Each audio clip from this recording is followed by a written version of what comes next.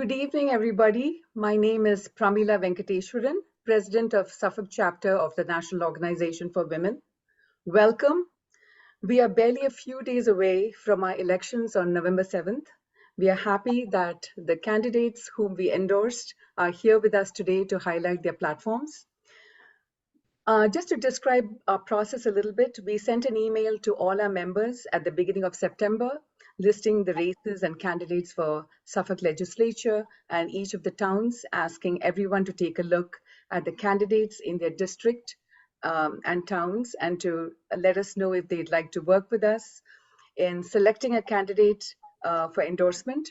So except for the countywide Office of Suffolk Executive, all the candidates we endorsed were vetted and is selected by our now members who responded to our call. So thank you, members, for your participation.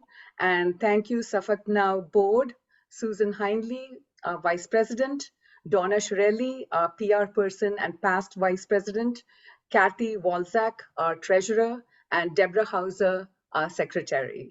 So the candidates whom we endorsed are here with us today.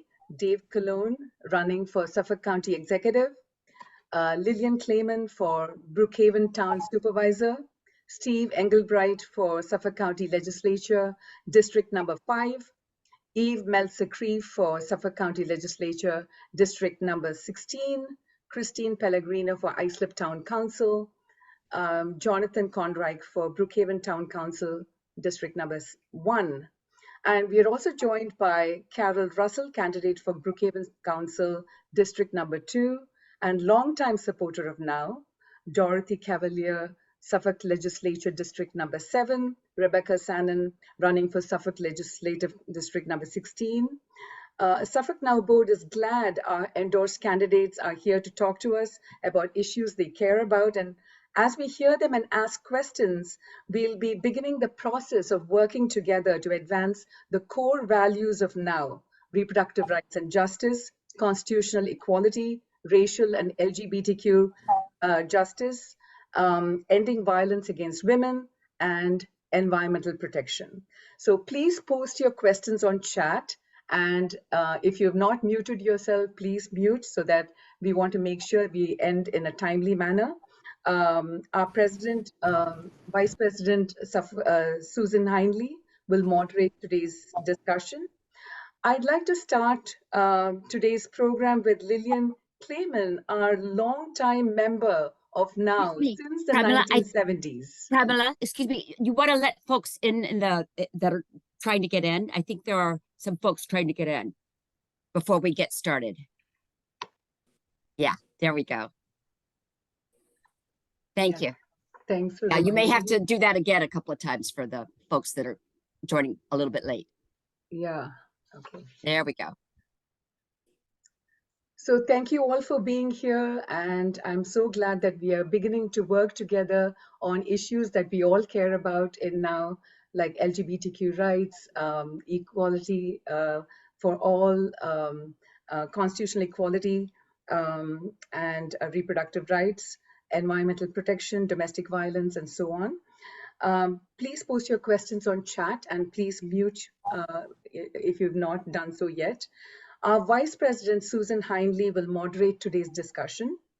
I'd like to start our program today with turning to Lillian Clayman, our longtime Now member since the 1970s. Is Lillian Clayman here? Yeah. Can you hear me? Great. Okay. Yes. Yes. What is the political impact of women leaders and women at various levels, including grassroots organizations, being involved with issues at every level of society? Was that a question that you're posing to me? Yeah. Okay. Well, clearly, when I first started as a member of Now, it was in the early 1970s. And one of the reasons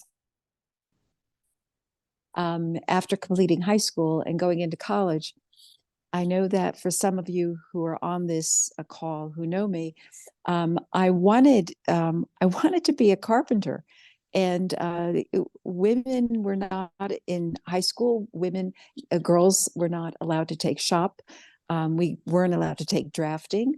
And now had been around for just a very short amount of time. But it was my older sister who took me to my first meeting. And I think I was about 17 or 18 years old. Now, I have to preface this by telling everyone that when I was 10 years old, my older brother, who was 5 years older than I, he gave me a copy of The Feminine Mystique, written by Betty Friedan, who ultimately became one of the founders of NOW. And that was in 1963. So when I read a copy of The Feminine Mystique, what it was clear to me that the message in the underlying message, I don't have to tell certainly people on this call, was that one of the ways for women to overcome the stereotypes was to get out of that the kind of predetermined route that most of us were expected to stay on, was through education. And it was especially true for me because I grew up in a poor immigrant family. So it was about getting an education. And part of that was part of that I read when I was 10 years old, that was instilled in me. And it had a huge impact on me. And now, and I don't want to monopolize the time at all, but I do want to mention that later on in the 1980s, when I moved to I was all grown up, moved to Connecticut, and became a member of NOW in Connecticut, and we were able to meet with Betty Friedan. So I met her and had some nice conversations with her. And part of my role in that NOW chapter was to do press for that is to publicize all of our events. The male politicians in Connecticut at the time had what was a St. Patrick's Day dinner, and where they didn't invite any women. So what I did is I organized a protest at the St. Patrick's Day dinner. This took place in New Haven, Connecticut, and what I did was I bought pig's noses. And a bunch of us, probably about 25 women, we all put pig's noses on. And as they pulled up to the dinner and got out of their limousines and their vehicles, we snorted. So needless to say, we got a great deal of press from that, embarrassed the heck out of the politicians. And I also remember at the time, what was interesting about it, and which was really strange, was that the governor of Connecticut at that time was Ella Grasso, a woman, and she wasn't invited to the dinner.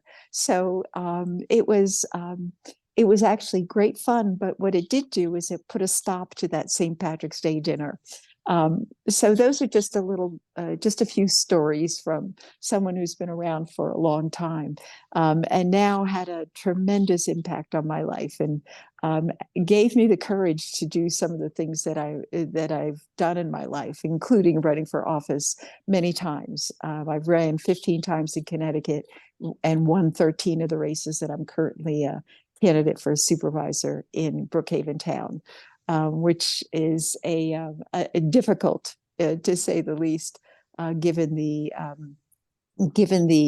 hard right of the Republican Party here in this town. So anyway, I'll stop right there.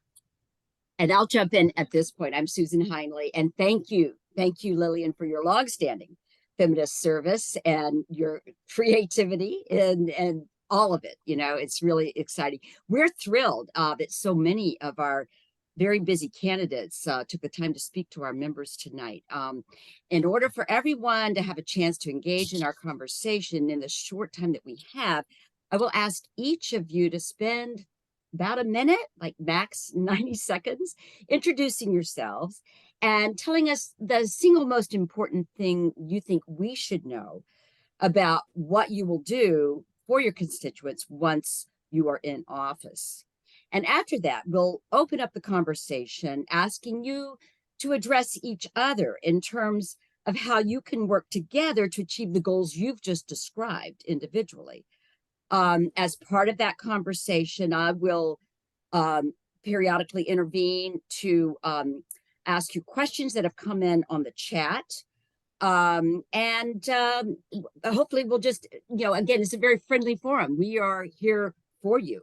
So hopefully we'll just have a good evening. So let's get started. And we're going to start with our county offices, beginning with the next executive of Suffolk County, Dave Colon, who I think is on the call. Dave, are you here? He's about to be. There he is. There he is. Hey everyone, how are you? Bravo. Okay, Dave. So why don't you kick us off by I think most of us know you, but introduce yourself and then tell us again choose something that you would like us to know about what you plan to do when you take office. Absolutely. Well, I appreciate the opportunity to be here. Let me thank you all for your endorsement and support. It means the world to me. So thank you so much.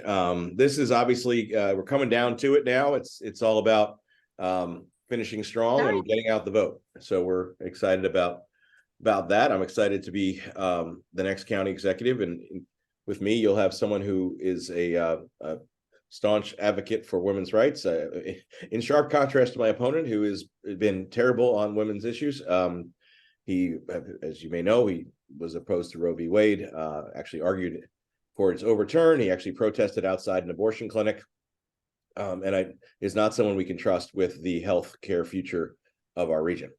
I'm committed to making sure that our health clinics in Suffolk County are providing accurate information for women and all of us, and making sure that the county maternal health task force is focusing on not being run by ideologues, which is exactly what will happen if my opponent gets in. So I'm excited about this, the opportunity to work with all of you to win this election. It's all about right now getting out the vote.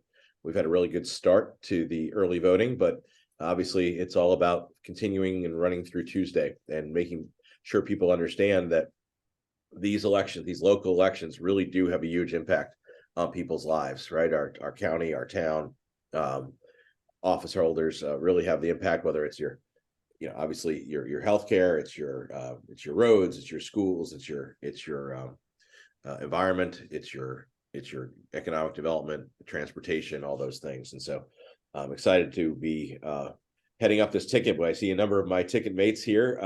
We have just a terrific ticket at all the different levels, and I'm excited to be working with them to get out the vote and to be focusing on making sure that we win on Tuesday. So we're going to need all your help. We expect at least the county executive race to be quite close, and we have a great opportunity to win. We've got a ton of momentum. We've been building a great team, and importantly, we're running as a ticket in a unified way, which hasn't happened in over a decade in Suffolk County, where you have the county executive as well as the legislative candidates and the town candidates actually running together in a unified way. In fact, right now I'm in the headquarters that several of us share. 4 of us on this call actually share a same headquarters, and that's because we believe that working together we're much stronger.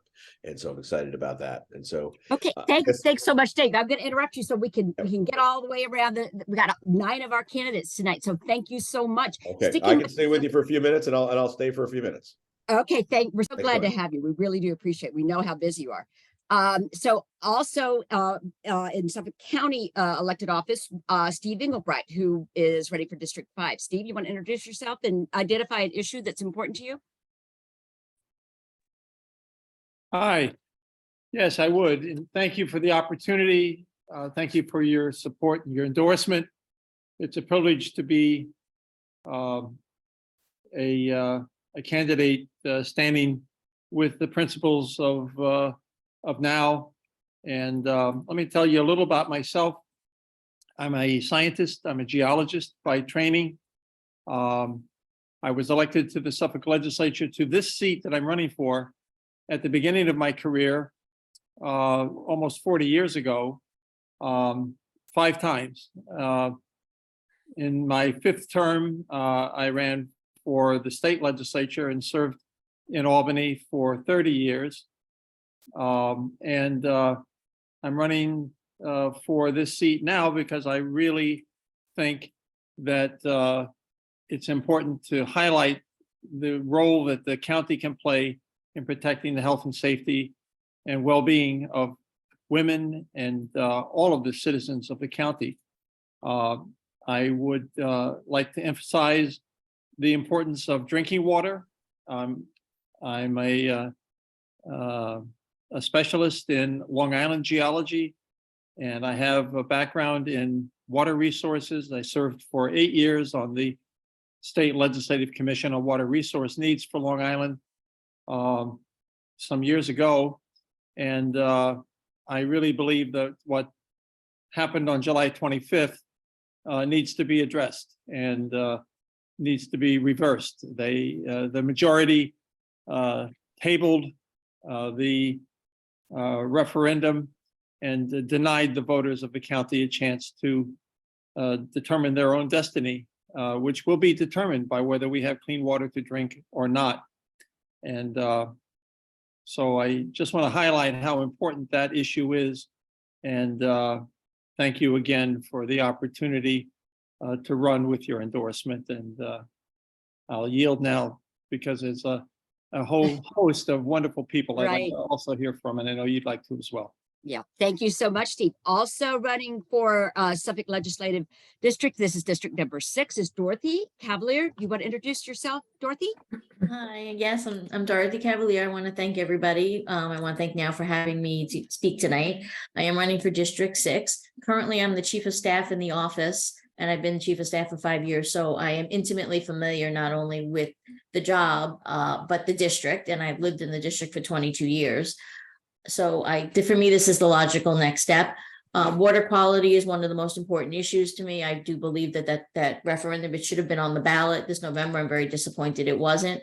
And I want to be able to advocate it for all of my constituents, but also to advocate for equal access to medical treatment and health treatment for everyone across the county, and ensure, that all women are getting the care that they need and the advice that they need. And I'm going to end it there because I know we have a tight time schedule.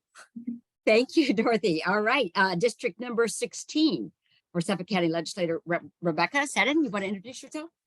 Absolutely. Thank you so much for having me here. My name is Rebecca Stanton. I'm running for Legislative District 16.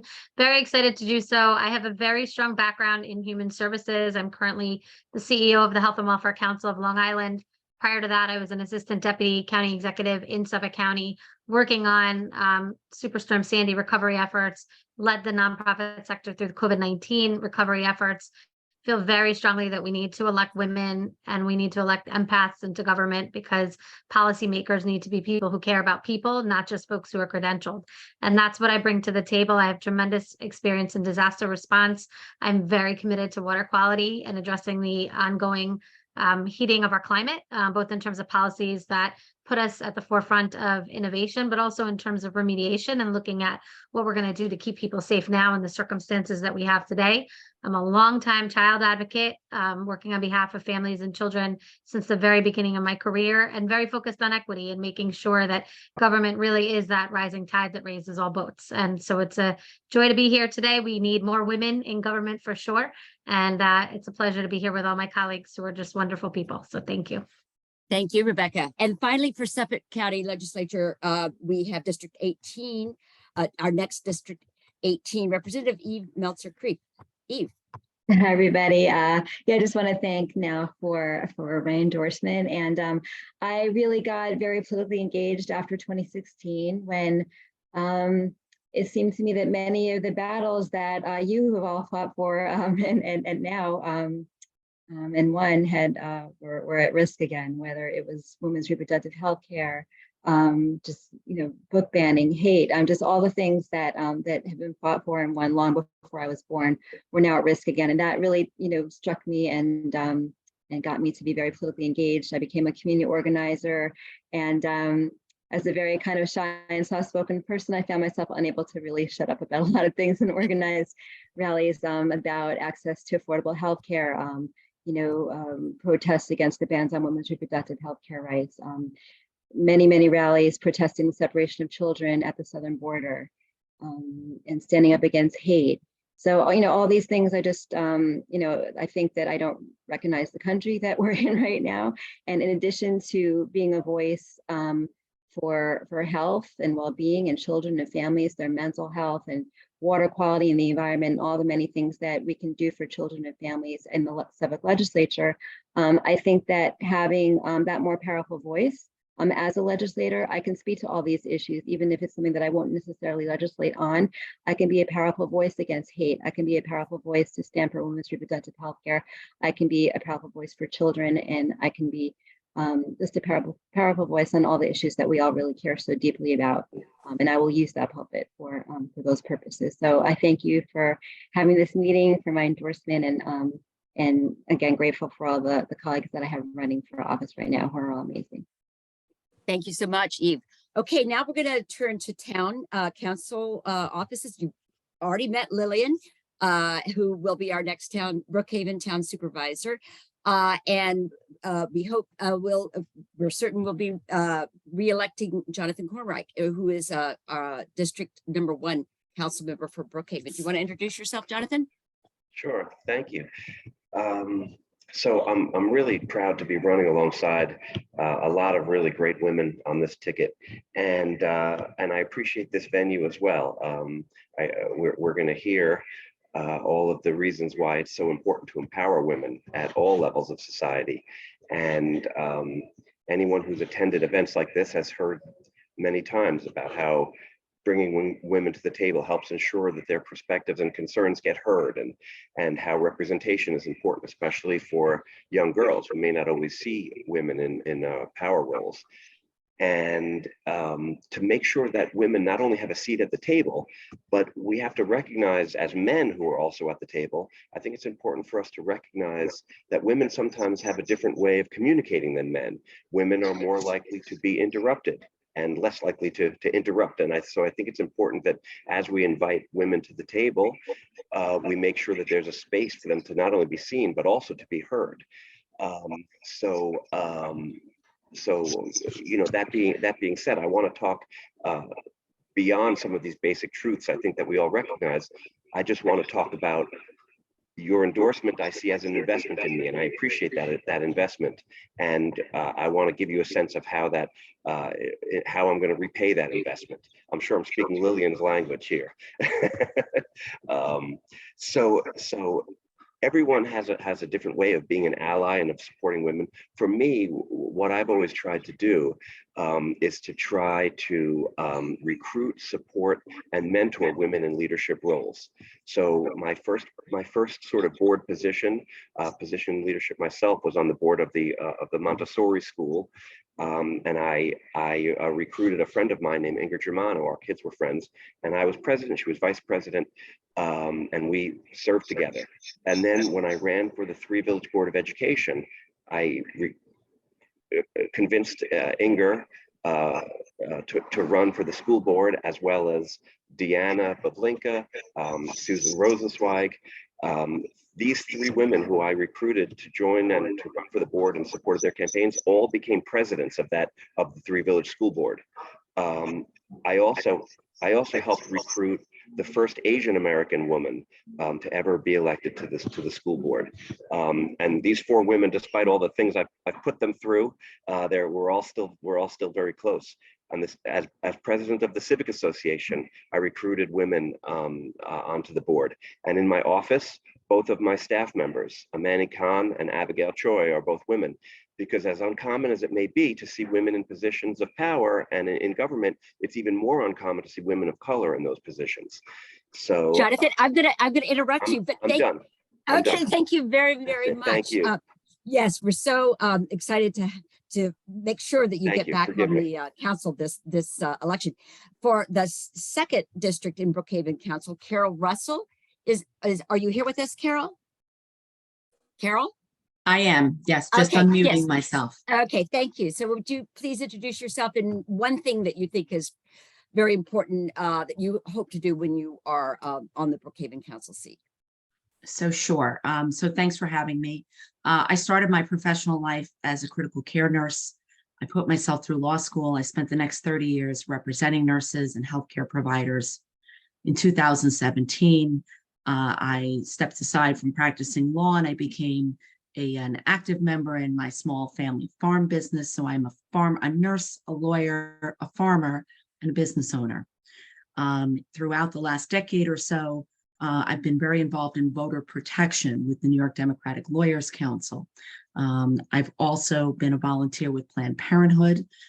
Prior to the enactment of the Reproductive Act in 2019 in New York, I did several lobbying trips to Albany with Planned Parenthood, and thank God we got that bill passed when we did. I have been an advocate for patients, a legal advocate, a women's advocate. I volunteer. I'm a mentor with Dress for Success Brookhaven, and also a voter protection advocate. And I will be a relentless advocate for women if I'm elected on the town board.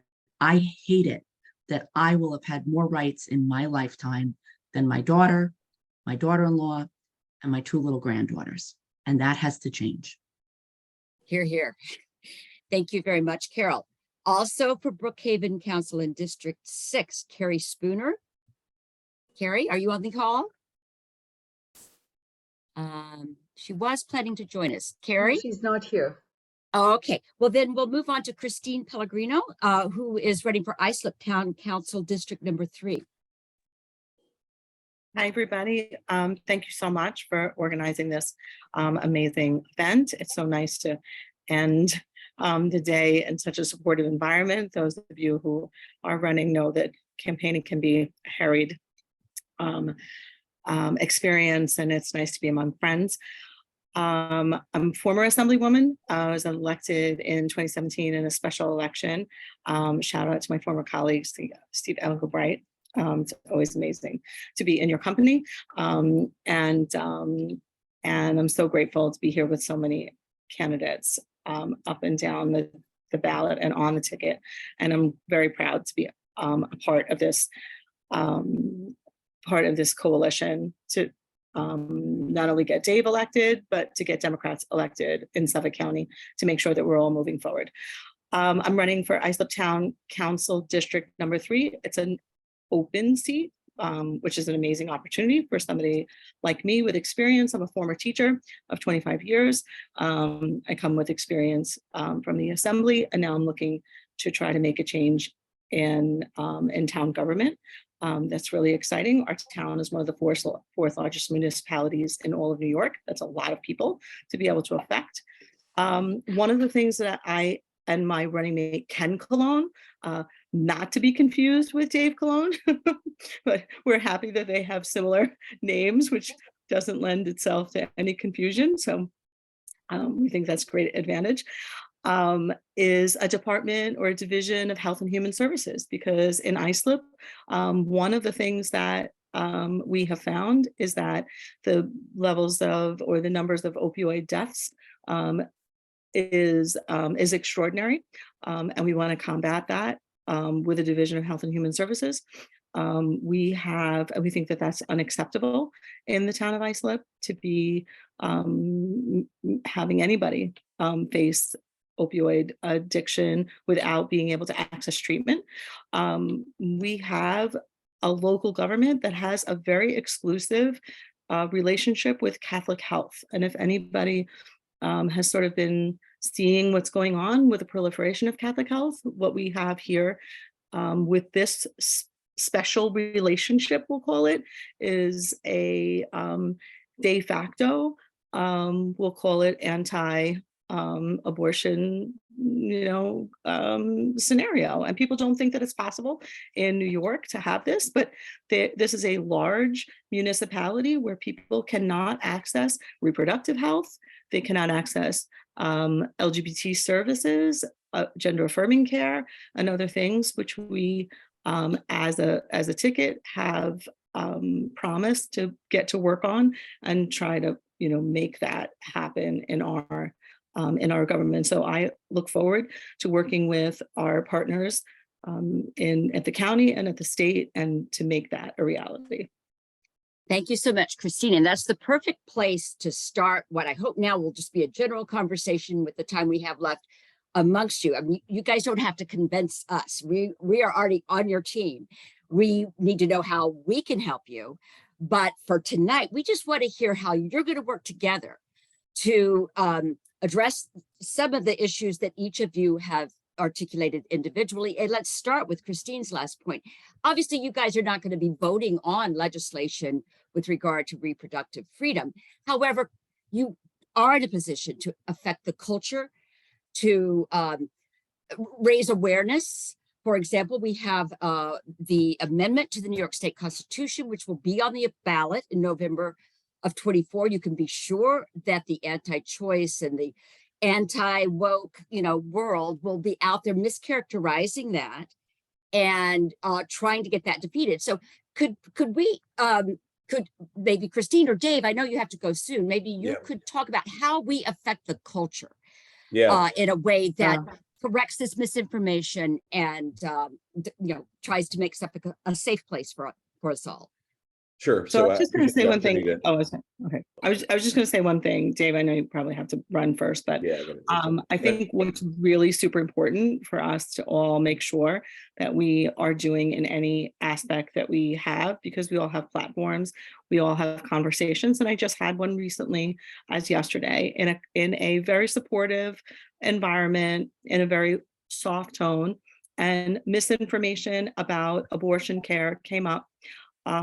There are some times that I don't wish to deal with people and confront them about their misinformation about other things. But, when it comes to accessing actual medical services and the way that it's being framed on the right, I think it's really important to make sure that we're actually doing the work of putting forward true information and making sure that people do not have access to or believe some of this ill information that's going on out there. When we can do it from our official platforms, but sometimes it's in the small conversations that really matter the most.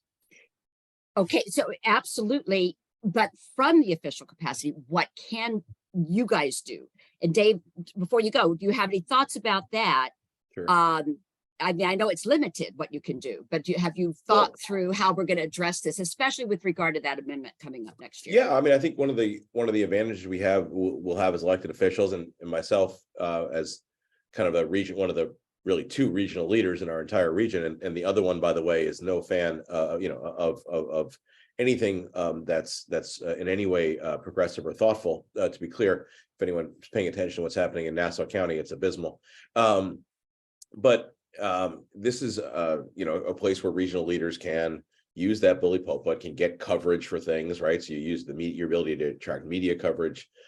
You stand up, the things you attend speaks loudly, particularly using your megaphone, whether it's the social media megaphone that you have, the ability to attract media attention generally. Those are the ways I think county executives can and have done things that aren't necessarily maybe strictly within the purview of the county, but you have in the county executive a regional leader who speaks on behalf of our region with regard to issues that are important to our community, no matter what level it is, or no matter what levels government actually has complete control over it. And in Suffolk County, we do have these health clinics and other things that are really important and actually are the front lines for good healthcare information.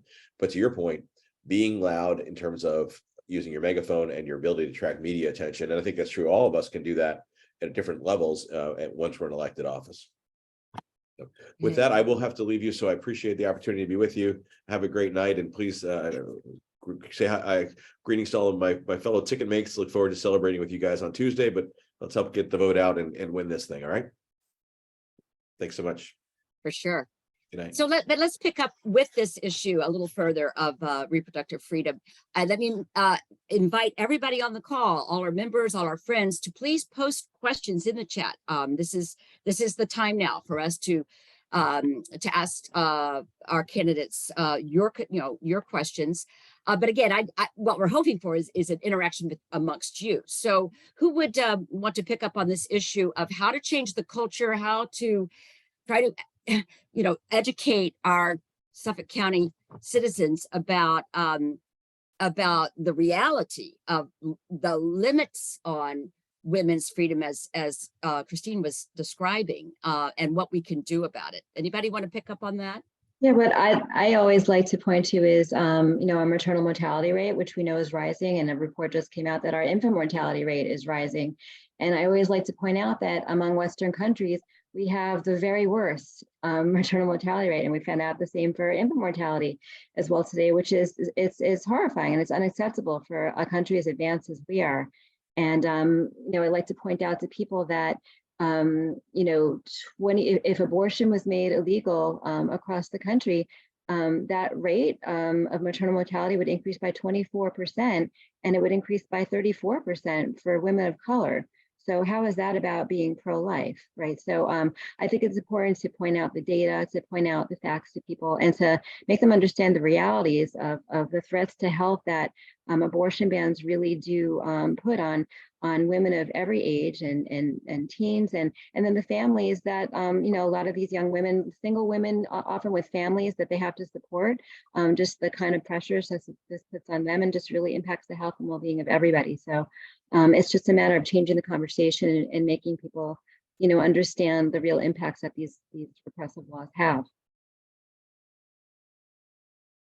Any suggestions on how to act, concretely, how we insert these, get into the culture and into I know a number of you guys were school board members in your careers.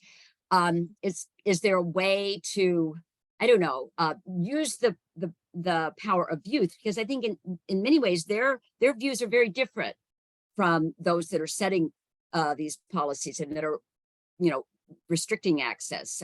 Do you have thoughts about concrete steps we can take as an organization, as citizens here in Suffolk County? Anybody want to pick up on that? Sure, I'd be happy to. So one of the things that I've done across my career is build coalitions. And I think, anytime that you're trying to change culture, anytime that you're trying to advance new messages or better messages, you have to create new ambassadors. It's about building an army where you have folks who are not expected to be messengers, being messengers out in your community. So I started my career in early childhood, and I remember, 1998, 2000, every single press conference that focused on the need for quality childcare was just women. There were never men. There was never a conversation of the economic impact and investment of childcare. And when that started to shift is when we started to see investments in universal pre-K and in other, early childhood opportunities. The work that we've done across Long Island to talk about structural racism, to talk about inequity, to talk about the impact of our history as a region. When we first started having those conversations, there were very few people talking about it. And now I often go to events where I hear that language being repeated over and over. And that's because we've created new messengers. And that's a very important strategic goal that I think any effort has to include, which is, where are the ambassadors? How do we recruit them? Where are the business owners? Where are the labor leaders? Where are the folks that we might not think of initially to go to become those ambassadors? And how do we recruit them and empower them and enlist them and give them the toolkits that they need to be successful in that effort as well? And then, join together and celebrate. I think when we have to defeat things that are so challenging, we also have to celebrate the wins and really recognize them and make sure they're lifted up as well. Any other responses from the candidates or thoughts about how we can do this? Rebecca, you mentioned literally the phrase toolkit. I mean, this is something that now typically does. We put together toolkits and of talking points of, facts, sometimes slides, ways to help people communicate. And this is something maybe, going forward, please reach out to Suffolk Now, and we can work together to distribute that kind of really, quite material assistance, not just, kind of, emotional, but, here's some stuff you can use to try to educate people. So, that's something that we can do. Any other thoughts about this? Steve, was that you? I think you're muted. Yeah. Okay. I just want to make the observation that the mission of the county as a unit of government is really primarily health and safety. And we're talking about the county health department of basically being protected from the extremists that are in the majority. I think it's very important that the individuals who are on the call this evening running for county office and local office at all levels, but especially at the county level, realize that this is a mission that has statewide and even nationwide implications. This is a great county. If it was a state, it would be one of the it has enough population to be one of the states of the nation. And the county legislature auditorium is a great forum. So I believe that it's inevitable that the individuals who canceled the public referendum are just getting started. And so I just want to say it's very important that we use that forum and that we stick together. I'm reminded of Benjamin Franklin's admonition that surely we must hang together, or certainly we will all hang separately. Sure.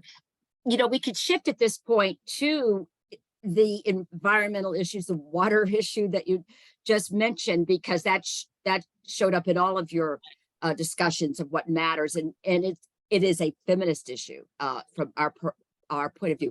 Will the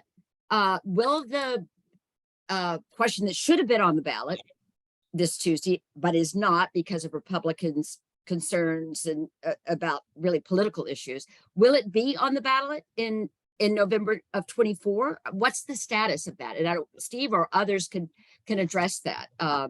Okay. And then go from there to continue to talk about something we all care deeply about, which is taking care of our environment. I think there's some of the answer is to be determined by what happens on Tuesday. Yeah. It's, back to what Dave Colon said, it's really important that we get the vote out.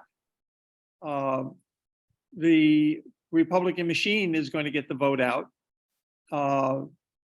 We need to match it and better.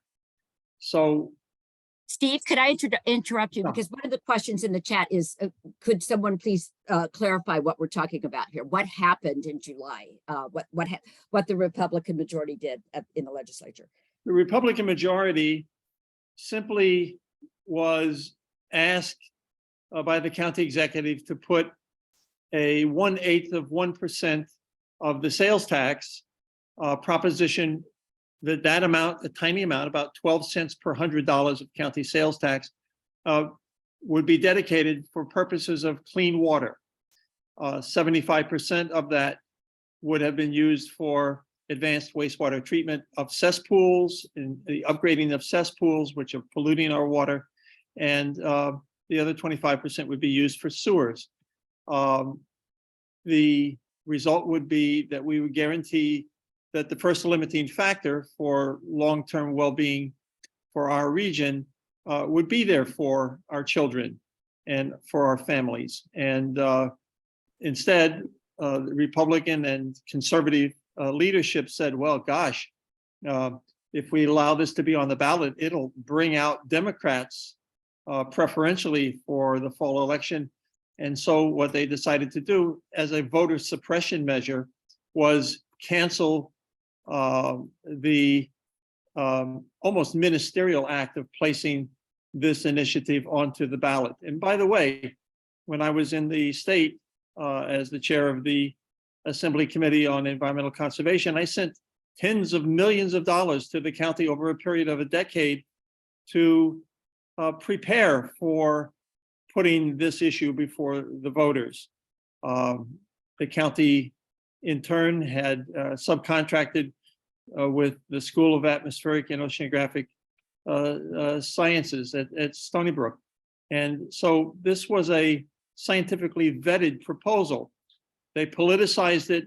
They not only denied us the opportunity to address an issue that had been invested into significantly by both county and state levels, but they also denied the people the right to vote and determine the destiny of their families and their communities. It was an outrage. Well, again, I think that, as you say, it whether it can be corrected, whether we can move in the right direction, depends on what happens on this Tuesday. And We elect everybody who's on this call. please, of course, not that everybody message gets to vote will- for the islip or Brookhaven, but That everybody. message will be sent. Yes, And well, I believe that they will act before the authorization from the state legislature, which was put into the budget by Fred Thiel, expires on December 31st. If they do not act by the end of this year, then the state legislature would have to act again to authorize the referendum. right. And wouldn't, I mean, it seemed to me there was something about a lot of federal and state money that we're just, disregarding by not moving forward with this, that we it's not just coming out of our pockets. That's correct. We're just, it reminds me of the Republicans who wouldn't sign on to the Affordable Care Act and denied healthcare for their constituents for political reasons. So, right. And so if I could just jump in really quickly. And so the cost of that, every day that this is not, being voted on, there's a financial cost because of missed opportunity for federal and state matching grids. There's also a public health cost to the fact that we're not addressing our clean water when we live above our sole aquifer. And Long Island has just recently been named by Moody's as the 4th most vulnerable region in the United States to the physical and economic impacts of climate change. So in the context of this Zoom, I would just say, more than ever, to echo what Steve and what Dave said earlier, we're in the middle of early voting. Tomorrow the polls are open 12 to 8, right? They're open on Saturday as well. And then Tuesday is election day. We really are talking about an election that's about choice, right? So many of our opponents are anti-choice when it comes to reproductive rights. Many of our opponents are anti-choice for people to choose clean water for their families. My opponent tried to kick me off the ballot so that there would be no Democratic candidate for people to choose from, and circumventing election law. This election, from my perspective, is really about Suffolk County having choice. And it's something I think we all need to rise up as ambassadors and push for a really strong turnout. I would just also like to point out how important this is. This election is just for galvanizing our Democrats for 24, because right now I think that that we feel very defeated, particularly after the last couple of elections. We feel like there's more of them. And it's very important that people understand that there are more Democrats in Suffolk County. And there are more Democrats in many of our legislative districts. And if they come out and vote, we will win. And I think if they can feel that positivity again, if they can feel that we can win again, it'll be energizing. I think people are a little bit cowering now because the other side can be louder and they can be bullies, and it feels like they're winning all the time. And it's defeating. And I think that if we can inspire everybody that we can win, it'll galvanize them to be able to come out in 24, which we know will be pivotal for the future of our democracy, but particularly for women's reproductive health care. We're never going to be able to, codify Roe and legalize abortion in this country if we don't start taking back our congressional districts across Long Island. We lost them on that opportunity in the last election. We need to take it back in 24. 100%. I think our members know you all so well. They didn't have a lot of questions, but we do have one that just came in that's concerned about Suffolk County not recognizing certain types of domestic partnerships as regardless of sexual orientation, and wanting to know what you can do to expand Suffolk County's recognition of non-traditional, non-conventional domestic partnerships. Does anybody have a thought on that?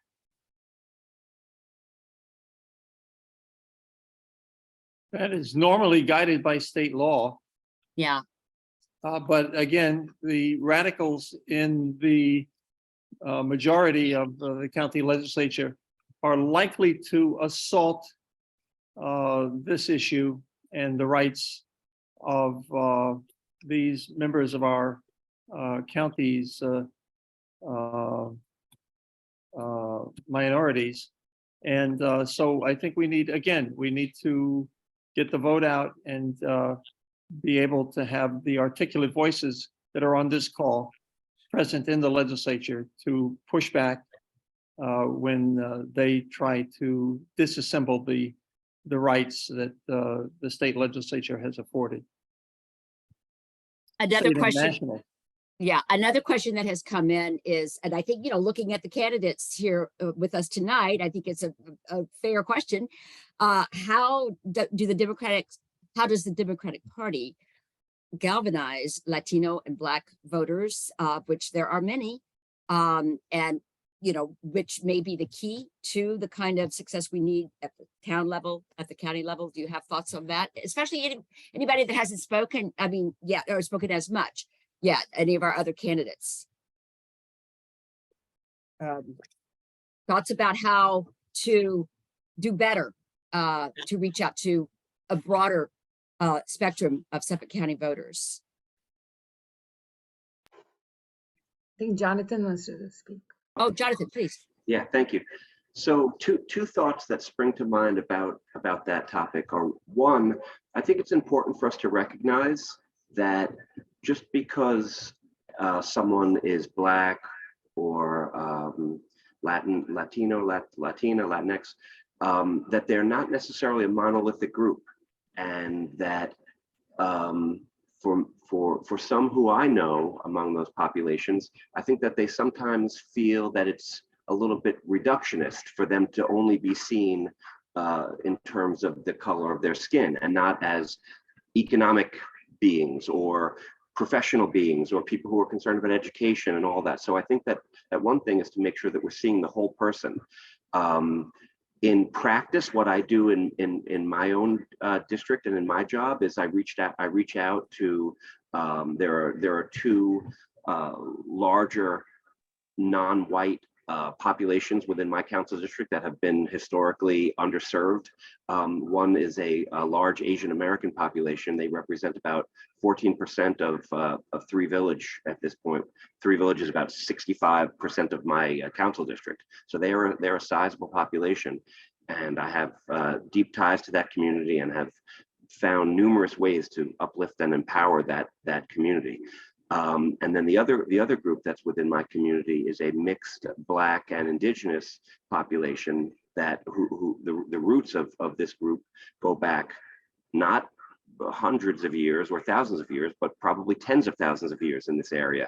My area is the home of the Settlecott. In fact, I'm talking to you today, sitting on their land. In fact, so by engaging deeply with that group and in real concrete ways that have affected their population for generations, by working with them through having relationships of trust, I've helped them solve some of the land ownership issues that they face because of institutionalized racism that exists in my community, and a number of other challenges that they've faced.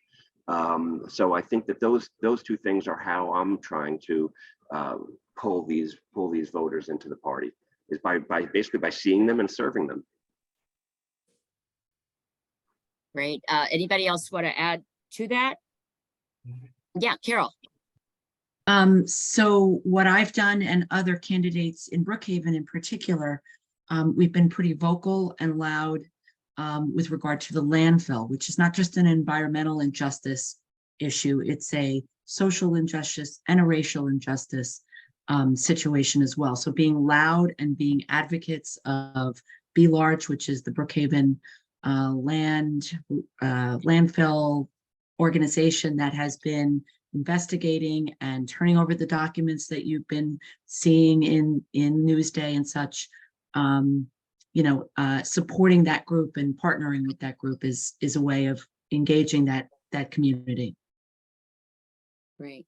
Thank you, Carol. Anybody else on that? Or there's another question that has come in about homelessness.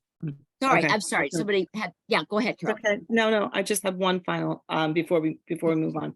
I would say that I am the Democratic nominee in a seat that is actually the beneficiary of a lawsuit that the NAACP brought against the Republican town council and supervisor in an effort to keep representation away from the community that was so desperate to have representation. And they sort of modeled their maps after the Brookhaven maps, which means we pack our Democratic voters into one district, and we try to, give our Republican majority all the seats that we can. However, we have a great opportunity in a 50-50 district, which happens when populations, sort of outpace the ability to gerrymander, which is great. We haven't talked about gerrymandering, which is a huge issue. It happens to be something that's near and dear to my, something that I think about, that we face, that we don't realize, that inhibits lots of things that we're dealing with. And so working in concert with, the NAACP to make sure that we have, not just good representation, but also that our candidates on our ticket reflect the diversity of our community. And we're really excited about the top of our ticket, and Ken Colon, who's a young, dynamic, Spanish speaking, really energetic, life blood breathing Brentwood resident, I think is really going to prove to be really have good results, like in Brentwood, because I think that's the what that community deserves, and it gives them the ability to see themselves in. So I'm excited for that as well.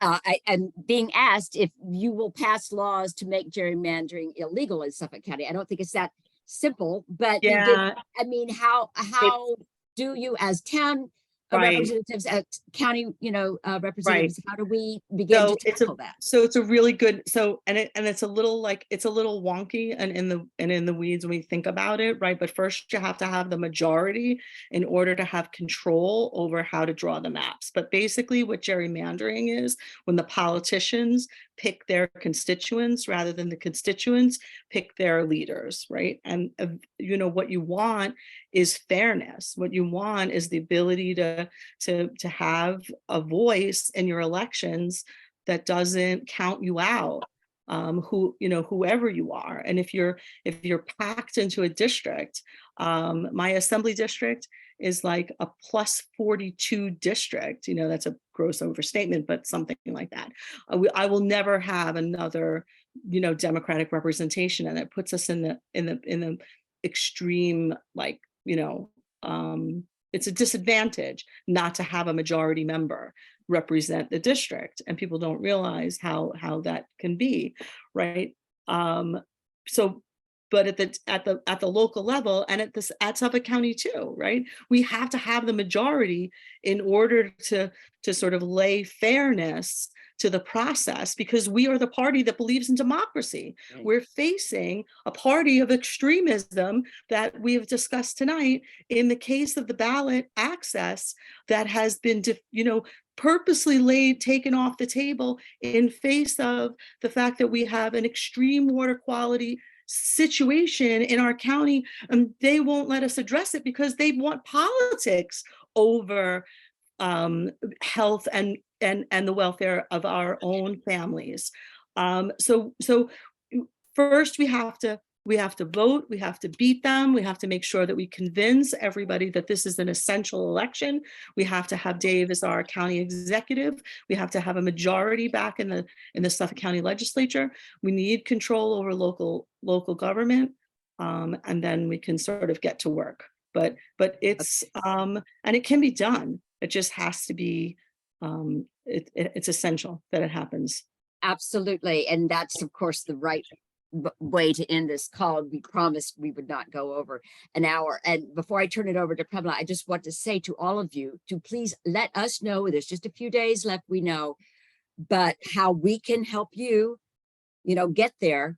We're on your team. So please let us know. And now I think Pamela will close us out for the evening.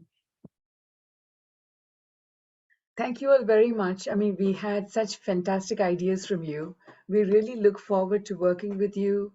I hope we can find various ways of, you contacting us and vice versa. We are going to, many of our members are here. And we'll be also writing to our members to talk to them about what exactly happened today in our meeting. And we are going to be encouraging all of our members to go to the polls and vote for our candidates. And we will also be sharing with you, those of us who are here, about the polling places. And our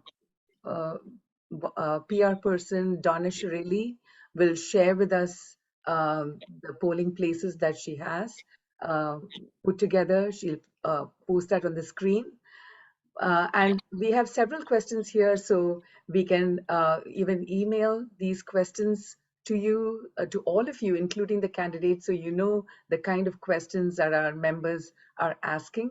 We have not been able to get to many of those questions. You must have seen them in chat. So we'll cull all those questions together and we'll be sending them over to you. So thank you all so much again for your participation, and thank you all for making the time to be here. Thank you. Thank you all. Thank you. Thank you. Vote December 7th or early. Yeah, I've already vote. voted. Yeah. Good night. Night.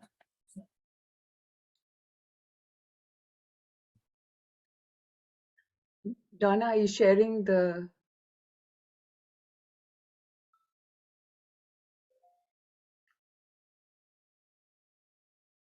Donna, are you here? Are you sharing the?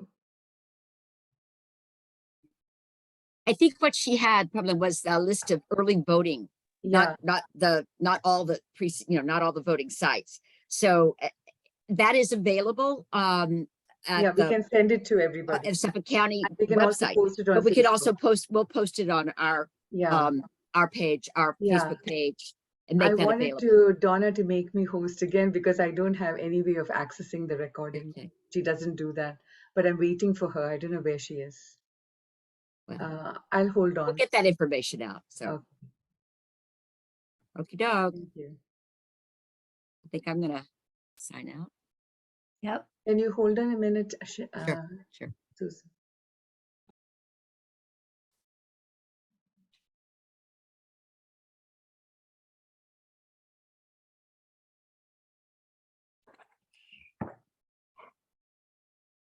Oh, here you are, Donna.